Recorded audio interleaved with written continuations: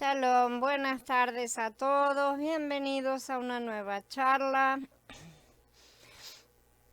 Shalom, Aníbal, Gaby, Jairo, Lina, Nori, Diego, Ángel, Ale, Viri, Vivi, Jorge, Blanca, Claudio, Eduardo, sean todos bienvenidos.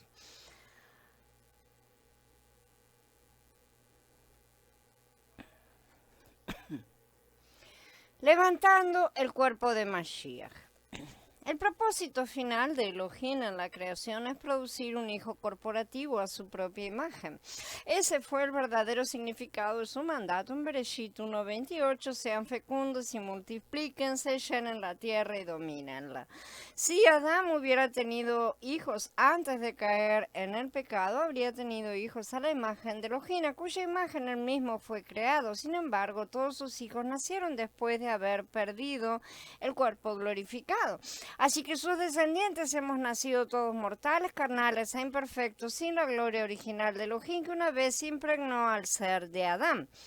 Los días de fiesta de Israel fueron diseñados para revelarnos el patrón de restauración a la gloria que Adán disfrutó antes de que el pecado entrara en el mundo y que entrara en él, ¿no es cierto? Los días de fiesta no son un fin en sí mismos, sino un medio para un fin. Los días de fiesta son un patrón progresivo, un viaje desde las profundidades de la esclavitud y el pecado hasta las alturas de la libertad gloriosa de los hijos de Elohim y el cuerpo glorificado. No es un viaje de la tierra al cielo, sino un viaje en la tierra de la muerte a la vida, de la corrupción a la incorrupción, de la imagen del primer Adán a la imagen del último Adán. Este es el gran secreto de la creación que se ha ocultado en gran parte al mundo e incluso a la mayoría de los creyentes a lo largo de la historia. Elohim no ha considerado oportuno revelar todo su plan de una vez, incluso a los que lo aman. Ha sido una revelación progresiva. Las verdades mismas se han revelado desde el principio, pero Elohim no le dio a los hombres una comprensión inmediata de lo que se estaba revelando. Por esta razón, las verdades se escribieron en rollos, en libros, de manera que en el momento adecuado las generaciones futuras pudieran entender sus significados. Entonces, Shaul nos habla del gran misterio de Elohim en las Escrituras. Dicen Colasillín, el misterio de Yahweh que había estado oculto desde los siglos y generaciones pero que ahora se le ha revelado a sus consagrados. A estos Elohim ha querido dar a conocer la gloriosa riqueza de este misterio entre los gentiles, que el Mashiach es entre ustedes la esperanza de gloria. Yahshua HaMashiach fue engendrado por el Padre en lo que se llama el nacimiento virginal. En Ibrín, en el capítulo 1, nos habla de la naturaleza y el carácter de Mashiach. Él es el reflejo de su gloria y la expresión exacta. La palabra es carácter en griego, que quiere decir impronta, es una huella que se deja, ¿sí? De su ser, y la palabra es upóstasis, que quiere decir sustancia, ¿sí? O sea, de su sustancia, quien sustenta todas las cosas con su palabra poderosa. Y después de realizar la purificación de nuestros pecados, se sentó a la diestra de la majestad en las alturas. Yahshua no es simplemente su imagen, o sea, su carácter. Él es la impresión de su sustancia o esencia misma. Esto es mucho más poderoso, mucho más fuerte, mucho más ejat. Amados, ahora somos hijos de Elohim y aún no se ha manifestado lo que seremos, pero sabemos que cuando Él se manifieste seremos semejantes a Él, porque lo veremos tal como Él es, dice Yahanan Aleph en el capítulo 3. Basta con saber que Yahshua HaMashiach fue engendrado desde arriba, que Él fue la imagen exacta de su Padre en el cielo, y que como creyentes también hemos sido engendrados desde arriba para que nosotros también podamos llevar la imagen de Yahweh a través de Mashiach. Dice en Corintiyim Aleph, el primer hombre de la tierra terrenal, el segundo hombre celestial. Como es el terrenal, así son también los terrenales, y como es el celestial, así son también los celestiales. Y así como hemos llevado la imagen del terrenal, llevaremos también la imagen del celestial. Yahshua fue el hijo patrón. ¿Sí? Su engendramiento, su nacimiento, vida, glorificación final nos mostraron el camino que también nosotros debemos seguir, no para salvar a la gente, sino porque tenemos que seguir sus huellas. Ese camino no comienza con el nacimiento, sino con engendramiento o concepción. Y Yeshua le dijo a Nicodemo, en verdad te digo que a menos que uno nazca de nuevo, no puede ver el reino de Yahweh. Lo que comúnmente se traduce como nacer de nuevo, ¿sí? Es ser engendrado de lo alto. La expresión es genete, anoten, y proviene de la palabra genao, que quiere decir engendrar, y anotsen, que quiere decir de arriba, de lo alto. Estas cosas ya las hemos estudiado, pero vamos a repasarlas para el tema. Los hombres engendran y las mujeres dan a luz. Así, en Matías 1:2, donde leemos que Abraham engendró a Yitzhak, es evidente que Abraham en realidad no dio a luz a Yitzhak. Sí, Abraham simplemente engendró a Yitzhak en el vientre de Sará, quien más tarde dio a luz a Yitzhak. En Matías 1:20, el malaj del Adón se le apareció a Yosef, ¿sí?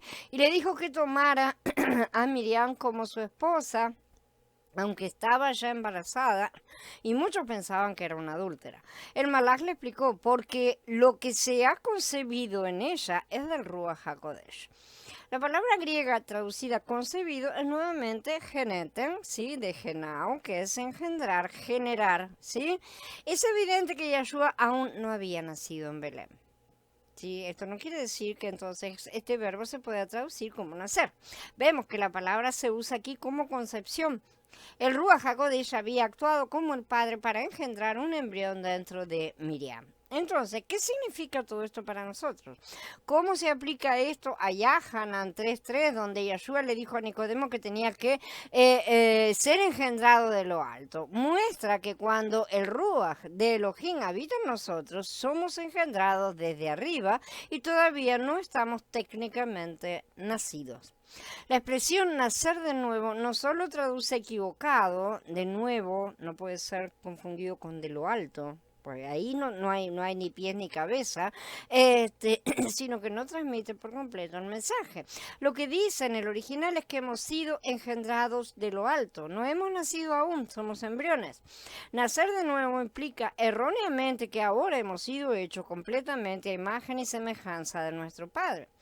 Pero la verdad es que el salvo es un embrión que aún no ha tomado plena forma. Todavía estamos siendo conformados a su imagen. La enseñanza de que los creyentes ahora han nacido de nuevo ha hecho que muchos piensen que ya han alcanzado el objetivo final de la vida en la tierra y que hay poco más que hacer excepto esperar para ir al cielo. Mientras tanto, el único propósito real que el creyente parece tener en la tierra es dar testimonio a los demás y apoyar a su congregación con su presencia, con sus diezmos y nada más. Uno de los objetivos principales de este estudio es desafiar esa mentalidad y mostrar que debemos avanzar a través de las etapas de desarrollo reveladas por los días festivos de Israel para llegar justamente al destino final. La otra palabra usada en Yahanan 3:3, que aún no hemos explicado, es anoten, ¿sí? Que la mencioné antes, que significa desde arriba de lo alto, ¿sí? Yeshua instruyó a Nicodemo y a nosotros que debemos ser engendrados desde arriba, de lo alto, en lugar de nacer de nuevo. ¿Sí? Lo primero es lo primero. Primero debemos ser engendrados antes de que podamos ser llevados al pleno nacimiento. El matrimonio de nuestra alma con Elohim. En la lengua griega, el alma es suje.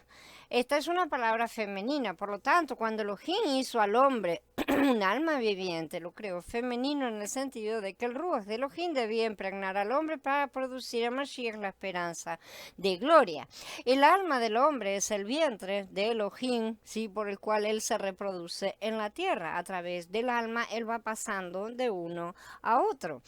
Cuando un niño es concebido, tiene la genética tanto de su madre como de su padre. El hombre adámico es de la tierra terrenal, ¿no es cierto? Dice Corintiim Aleph. Pero Elohim es Ruach. ¿Cómo puede un Ruach aparearse con una criatura terrenal para producir un hijo entonces? Y no hay manera de explicar cómo se puede hacer. Todo lo que sabemos es que ya sucedió y la evidencia demostrada es Yeshua HaMashiach mismo. El Ruach HaKodesh cubrió a Miriam, una virgen, y ella concibió un hijo que fue llamado Yeshua. De la misma manera también el Ruach HaKodesh debe cubrir nuestras almas y engendrar a Mashiach en nosotros. Somos engendrados por la semilla de la Besorá, ¿sí? Dice en Corintiim Aleph también. Este es el gran misterio de Elohim. No solo está oculto del mundo en general, sino que también es un trabajo oculto dentro de nuestras almas en nuestro interior. Por eso el alma debe someterse al Ruach siempre.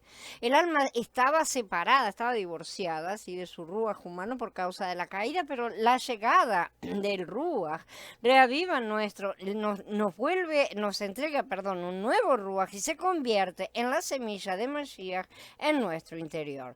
Este es el gran matrimonio entre el Ruach y el alma, entre el cielo y la tierra, entre Elohim y los hombres, Mashiach y la novia. El propósito de este matrimonio es dar a luz al hijo Aarón. El apóstol Shaul estableció la congregación de Galacia, por ejemplo. Se imaginó a sí mismo como la partera o el cuidador principal durante el embarazo de la congregación. Entonces él dice: hijitos míos, por quienes vuelvo a sufrir dolores de parto hasta que el Mashiach se forme en ustedes, ¿sí? Muera como la madre también al mismo tiempo, ¿no es cierto? Sufriendo los dolores de parto. Los creyentes en Galacia habían aceptado la verdad de Yahshua HaMashiach y en esencia el Ruach HaKodesh había venido sobre ellos para engendrar a Mashiach, y ahora Mashiach se estaba formando en ellos a medida que crecían en él y él en ellos. Este es el misterio de Elohim mezclado con el hombre. El problema era que los Gálatas se habían apartado de la verdad, poniendo su confianza en la ley, particularmente la ley de la circuncisión carnal, como algo esencial para su justificación. Shaul les recuerda que la circuncisión de la carne era el signo del antiguo pacto, mientras que la circuncisión del corazón era el signo del nuevo pacto. Por lo tanto, su dependencia de la circuncisión carnal era una señal de que habían comenzado a depositar su confianza en el antiguo pacto como si pudiera salvarlos. Si esa creencia echaba raíces, efectivamente abortaría el hijo varón en ellos. Poner su confianza en la circuncisión carnal también identificó a la congregación de los Gálatas con la antigua Jerusalén, incluso como los incrédulos en el judaísmo. Shaul explica que la antigua Jerusalén era Agar, no Sará, ¿sí? Y que estaba asociada con el monte Sinai, que está en Arabia, la herencia de los descendientes de Agar.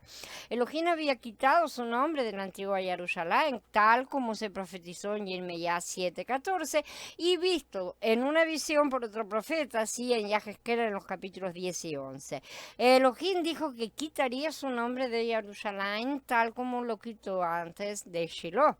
Si nosotros estamos encaminándonos a la nueva Jerusalén, ¿cómo podemos entonces retroceder a las reglas de la etapa ya superada? Esto era lo que estaba diciendo precisamente Shaul. En cambio, ahora que han conocido a Elohim, o mejor dicho, ya que Elohim los ha conocido, ¿cómo es que ustedes se vuelven de nuevo los débiles y pobres principios elementales?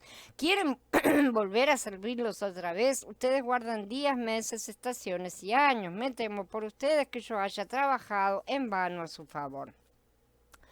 Hitgalut en varios lugares nos dice claramente que Elohim ahora ha puesto su nombre y el nombre de la nueva Jerusalén sobre el templo que es su cuerpo. Nunca más glorificará un templo físico porque su propósito era uno humano espiritual, no hecho de manos humanas, sino elaborado por él. Aprendemos del libro de Galutia de la preocupación de Shaul por ellos, que era posible que la congregación abortara al hijo varón. De hecho, las preocupaciones de Shaul estaban bien justificadas, ya que ninguna generación de la congregación pentecostal, o sea, de la era de Shavuot, ha producido todavía el Hijo del Hombre. Shalom, Alfonso. Limpieza después del parto. Vallecra 12, que ya hemos estudiado también, es un pasaje de las Escrituras que los creyentes casi nunca leen. Se trata de leyes que parecen ser totalmente irrelevantes para nosotros en la actualidad, los tiempos de purificación después del parto. Todas las leyes de la purificación en el Tanaj, ya sea por sangre o por agua, han sido cambiadas en el Brit Hadashah por la sangre y el agua que surgieron del costado de Yeshua en su muerte en el madero, ¿sí? Sin embargo, los ciclos de tiempo en la ley son una revelación mediante la cual podemos entender el nacimiento del hijo varón, que es lo que nos está ocupando en este momento. Podemos entender muchas cosas realmente. Vallecra 12 nos dice que cuando una mujer da a luz a un hijo es impura durante 7 días. En el 8º día ella tendrá que circuncidar a su hijo. Entonces ella permanece separada de su esposo por otros 33 días, o sea, un total de 40 días. ¿Sí? Sin embargo, si una mujer da a luz a una hija, se la considera impura durante 14 días, seguida de otros 66 días de purificación y separación de su esposo. Así, después del nacimiento de una hija, ella debe permanecer separada de su esposo por un total de 80 días, el doble. Sabemos, por supuesto, que después del parto una mujer necesita tiempo para curarse, por lo tanto podemos argumentar que esta era una ley práctica desde ese punto de vista. Sin embargo, no parece haber ninguna razón práctica por la que el tiempo de separación de una mujer deba ser 2 veces más largo después del nacimiento de una hija que de un hijo, porque el parto es el mismo al final de cuentas. Esto no estaba destinado a ser una cosa práctica ni nada de higiénico. Fue pensado para ser profético de lo que Elohim ha ido haciendo a lo largo de la historia al dar a luz a sus hijos. En los días de Adán y Jabá, Elohim dijo que fructificaran y se multiplicaran. Ese mandato le fue dado, ¿no es cierto?, antes del pecado, mientras aún conservaban esa presencia de Elohim en sus vidas. Si hubieran tenido hijos antes de su caída, habrían producido hijos a su imagen y a la imagen y semejanza de Elohim, pero no lo hicieron. Caín, Jebel, Shet nacieron algunos años después de sus padres haber perdido todo, la gloria, ¿no es cierto?, todo absolutamente. Así que los hijos que tuvieron fueron a la imagen de su estado carnal, ahora sí, pero por completo. No eran realmente hijos de Elohim en el sentido que Elohim requería. Por esa razón, Yahshua vino para que al recibirlo pudieran convertirse en hijos de Elohim, dice Yahanan en el capítulo 1.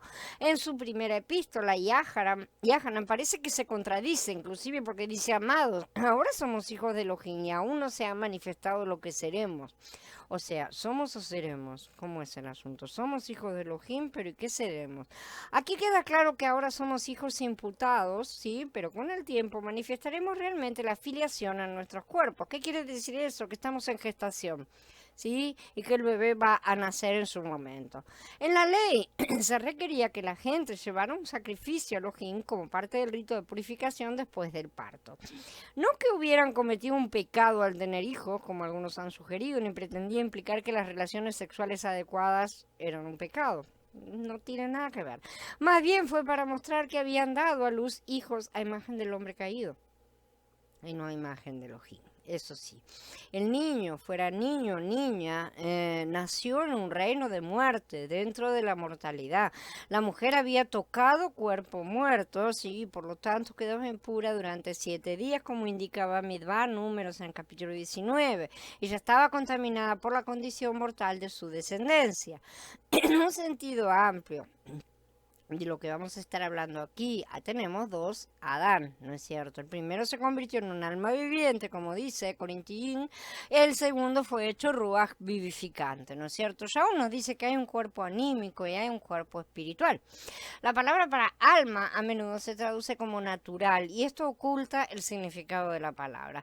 Pero al comprender la diferencia entre alma y ruaj, que ya hemos estudiado y machacado bastante, es evidente que los hombres descendientes de Adán son anímicos, mientras que aquellos que descienden de Yahshua son hijos e hijas espirituales, o deberían serlo.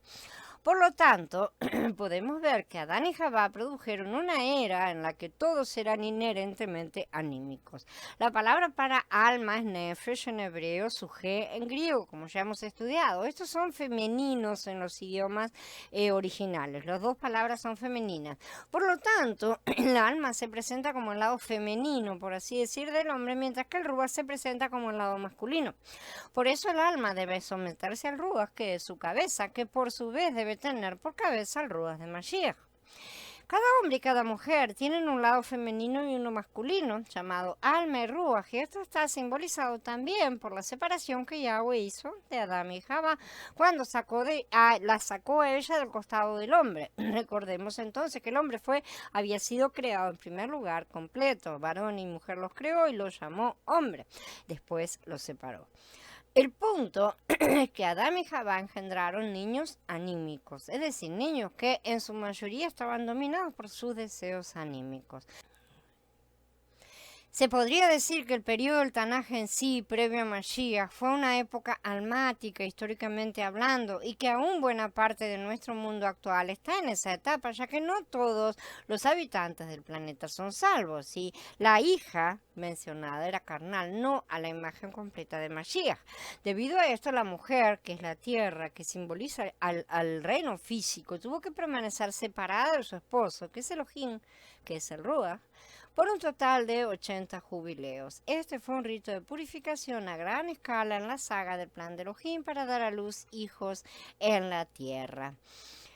Los días de fiesta manifiestan el embarazo. Una mujer puede concebir a mediados del mes de su propio ciclo menstrual. Entonces encontramos que la fiesta de Pesaj ocurre a mediados del primer mes. El óvulo fertilizado puede implantarse en la pared del útero en los siguientes días. Esa implantación está representada por la ofrenda de la gavilla, que es mecida, ¿no es cierto?, poco después de Pesaj. Esto completa el engendramiento de la nueva vida. 7 semanas más tarde, en la fiesta de Shavuot, es cuando se desarrolla el corazón aproximadamente. El nuevo embrión ha desarrollado ya todos sus dedos de sus manos y sus pies. Ahora parece un pequeño ser humano, ya va tomando forma. Si meses después, en el primero del séptimo mes, la fiesta de las trompetas, es la época del desarrollo de la audición del niño. Ahora ya puede escuchar el sonido de la trompeta. En el 10º día del séptimo mes, que es el día de la expiación, la provisión de sangre del niño se diferencia ya de la de su madre. El niño ahora ya puede producir sus propios glóbulos rojos. A mediados del séptimo mes, cuando tenemos la fiesta de Sukkot, que están bien juntitas las tres, los pulmones del niño se han desarrollado lo suficiente para que pueda sobrevivir fuera del útero de la madre y todavía respirar por su cuenta, caso tuviera un parto prematuro. Sí, entonces tiene una buena probabilidad de supervivencia en ese caso. Así también aquellos que nacen en la fiesta de Sukkot serán aquellos que tengan sus pulmones espirituales suficientemente desarrollados para respirar el aliento de Elohim, es decir, son lo suficientemente maduros para sostener el aliento del Ruach HaKodesh en su plenitud.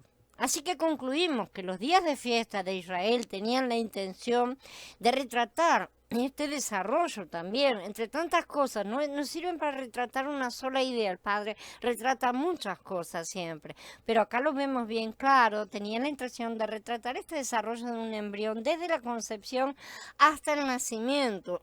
Como se menciona también en las visiones de Yahanan, apareció en el cielo una gran señal, una mujer vestida del sol con la luna debajo de sus pies, sobre su cabeza una corona de 12 estrellas, y estando encinta gritaba con dolores de parto y sufría angustia para dar a luz. Ella dio a luz a un hijo varón que ha de guiar todas las naciones con cetro de hierro, y su hijo fue arrebatado ante Elohim y su trono. Esto está en Gilgalut capítulo 12, y no es la bruja del cielo. Dado que las fiestas también fueron diseñadas para mostrarnos el camino del desarrollo espiritual aquí en la tierra, es evidente que nuestra justificación por la fe, o sea, Pesaj, no fue el nuevo nacimiento, sino la nueva concepción que finalmente conducirá a nuestro nuevo nacimiento. La concepción fue por el Ruach HaKodesh, porque Elohim es nuestro Padre. Incluso cuando un embrión al principio no se parece nada al Padre, a medida que pasa el tiempo, el niño se vuelve más y más a la imagen de su Padre. Así también se está con nosotros en nuestra experiencia creyente, es lo que está sucediendo en este momento. O debería. Levantar heredero al muerto. La ley primaria de los hijos varones está en Devarim 25. Es la ley muy poco conocida con respecto a una viuda sin hijos y cómo se suponía que el hermano de su esposo muerto debía levantarle heredero. Cuando unos hermanos vivan juntos y uno de ellos muera sin dejar hijos, la viuda del difunto no deberá casarse con un extraño fuera de la familia. El hermano de su esposo deberá unirse a ella. La tomará como esposa y cumplirá su deber de cuñado. El primer hijo que ella le dé a luz debe llevar el nombre del hermano muerto para que no se elimine su nombre de Israel. Presten atención a la importancia de lo que el Padre da con los nombres en todas las cosas, porque no que el nombre no sea borrado es un asunto primordial en todas las escrituras. Pero si un hombre no quiere casarse con la viuda de su hermano, la viuda de su hermano comparecerá ante los ancianos en la puerta y declarará: el hermano de mi esposo se niega a establecer un nombre en Israel para su hermano, no quiere cumplir su deber de cuñado.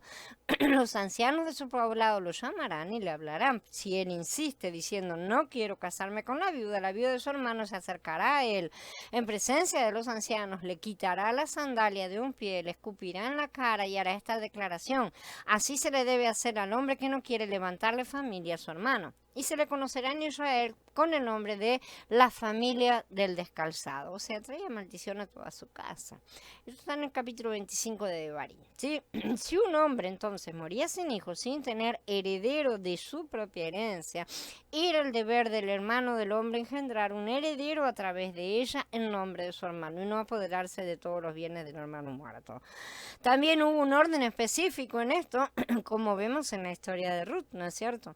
En esa historia, Elimelech y Naomi se habían mudado de Yahudá a Moab, obligados a vender sus propiedades porque una hambruna los había endeudado. Entonces se vendieron como esclavos. A menos que de alguna manera pudieran redimir sus tierras, tendrían que permanecer fuera de la tierra hasta el año del jubileo. Elimelech tuvo dos hijos, Mahlón y Quilión, quienes se casaron con mujeres de la tierra de Moab. Mahlón se casó con Ruth y Quilión se casó con Orfá. Luego murieron ambos hijos sin dejar heredero para la herencia familiar en las tierras de Yahudá.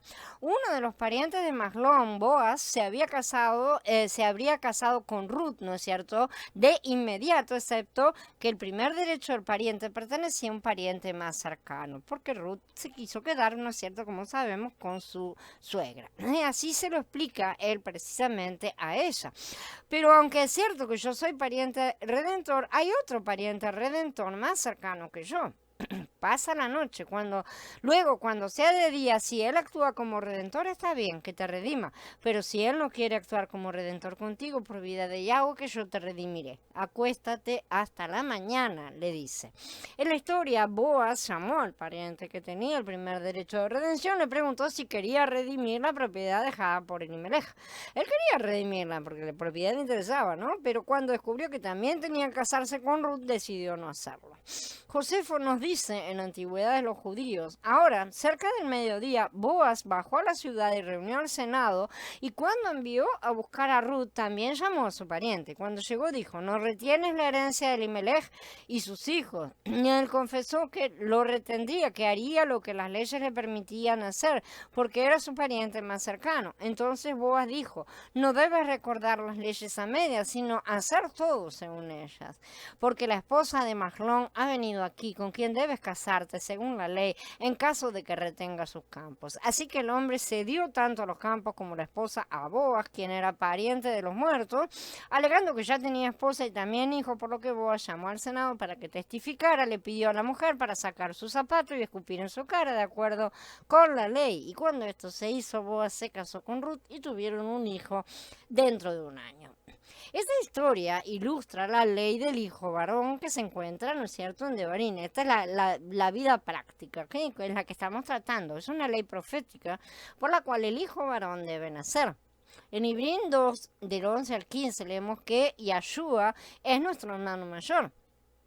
Pues tanto el que santifica como los santificados, todos provienen de uno. Por esta razón, él no se avergüenza de llamarlos hermanos, diciendo: anunciaré tu nombre a mis hermanos, en medio de la asamblea te alabaré, y otra vez yo pondré mi confianza en él. Y otra vez, aquí estoy yo con los hijos que me dio Yahweh. Por eso, como los hijos han participado de una naturaleza mortal, de igual manera, él participó también de eso mismo para destruir por medio de su muerte al que tenía el dominio sobre la muerte, este es el acusador, y para librar a los que por el temor de la muerte estaban toda la vida condenados a esclavitud. Estos pasuquín nos muestran que Yahshua HaMashiach vino como un descendiente de Abraham con el fin de tener el derecho legítimo de redención para redimir a sus hermanos de la casa de Israel. Sin embargo, más que esto, Yahshua HaMashiach también vino en carne y sangre y no se vistió a sí mismo con la naturaleza de los malajín a fin de poder tener el derecho de redimir toda a toda la humanidad de nuevo a Adán, ¿no es cierto? De Adán. Él es un pariente cercano tanto para Israel como para toda la carne y la sangre. Yeshua murió sin hijos. Yeshua no estaba casado ni tenía hijos físicos por muchas tentativas delirantes que andan dando vueltas por ahí de manos de gnósticos. Y más importante aún, él no tuvo hijos espirituales en el sentido completo de la palabra. Nadie hasta ese momento había llegado al nacimiento espiritual completo. Hay una larga lista de santos del Tanaj en Ibrín 11, pero todos murieron sin recibir la promesa, dice, que es el cumplimiento de Sukkot y el nacimiento de la compañía del Hijo varón. Entonces nosotros, los hermanos de Yeshua, estamos llamados a elevar la semilla a nuestro hermano mayor, para que su nombre no sea borrado de Israel, para que él no pierda su herencia en la tierra. En la aplicación personal de esta ley, nuestra alma es la mujer, que debe ser eclipsada por el Ruach HaKodesh para producir Mashiach en ustedes, la esperanza de vida. Esa semilla sagrada dentro de nosotros, teniendo a Elohim común, nuestro Padre, es perfecta y no puede pecar.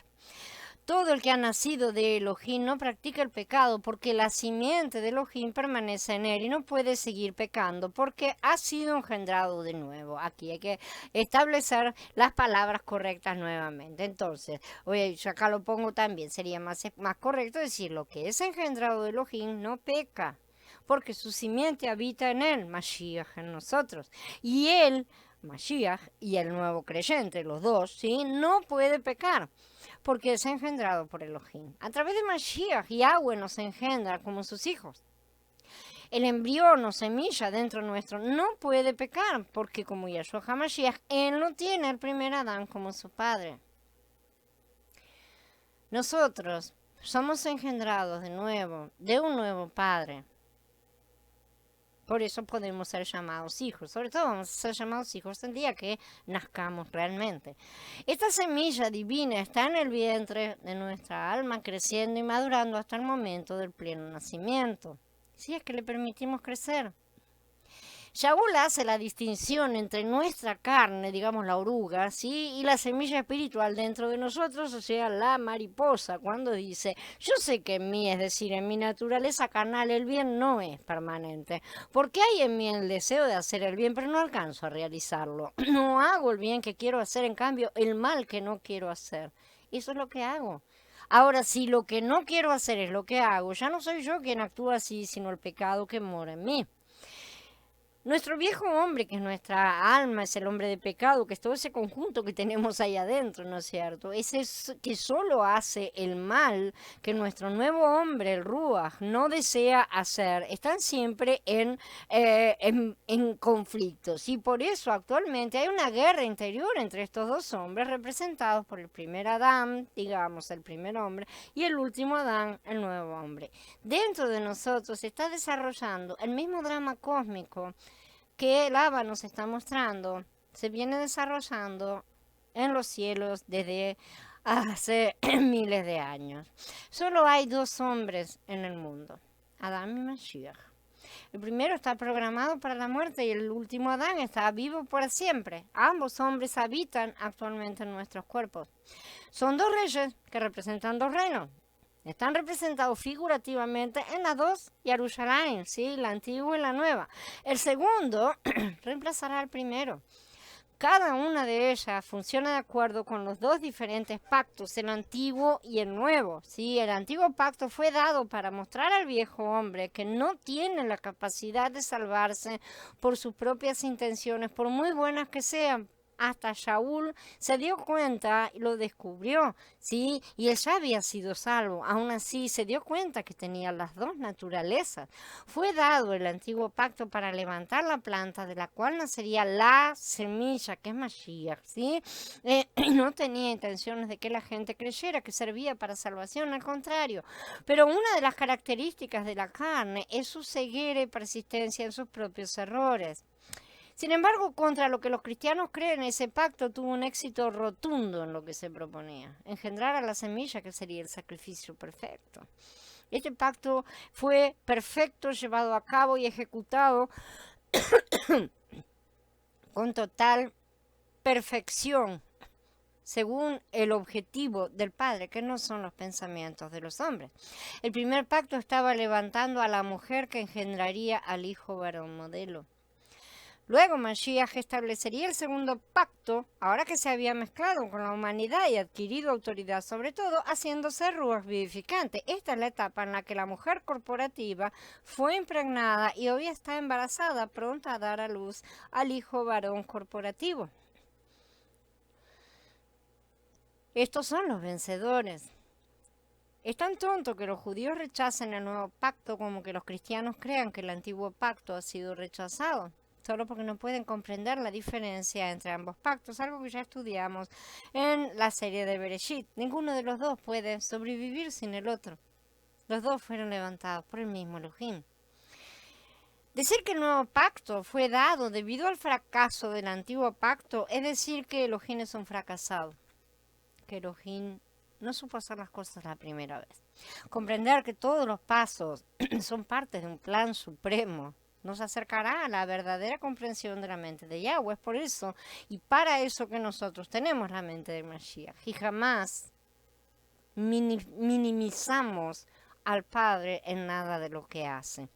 Entonces, incluso ahora estamos levantando simiente a nuestro hermano mayor, Yeshua HaMashiach, quien no se avergonzó de llamarnos hermanos. La ley de Devarim 25 nos muestra que si nos negamos a hacerlo, perderemos nuestro zapato. En otras palabras, nuestro caminar de creyente se verá seriamente afectado. Shaul compara la vida creyente con correr una carrera. Es difícil correr una carrera con un solo zapato, porque el camino de la vida no siempre es un camino liso y cubierto de hierba, ¿sí? Hay muchas piedras y espinas en el camino. Hay muchos tramos de arena ardiente, caliente, ¿sí? Con un solo zapato no es probable que una persona gane la carrera, sino que llegará cojeando probablemente a la línea de meta en el último lugar. Como creyentes, si nuestro enfoque está en otra cosa que no sea ganar el premio del gran llamado de Elohim, estamos tratando de correr la carrera con un solo zapato, o en el mejor de los casos con los cordones sueltos. Necesitamos entender que la semilla que está dentro de nosotros necesita ser alimentada con la verdad de la palabra de Elohim, que llevará a Mashiach a la madurez y al pleno conocimiento. Esto no quiere decir que vayan a leer mucho. Leer nunca ha edificado a nadie. Quiere decir que se llenen de Mashiach en vida y que pongan en práctica cada una de las cosas, de las joyas, de los dones que Él dejó dentro de cada uno. El viaje de este embarazo espiritual está trazado por el viaje de Israel desde Egipto a la tierra prometida. Los principales lugares de descanso marcados en ese mapa están representados por los días de fiesta. Y en cada parada del camino hay cosas de Elohim que necesitamos aprender. Bien. Habiendo terminado, damos por encerrada la charla. Abba los bendiga grandemente, hermanos. Y espero que todas estas cosas sean alimento sólido para todos. Shalom, hermanos. Gracias a todos.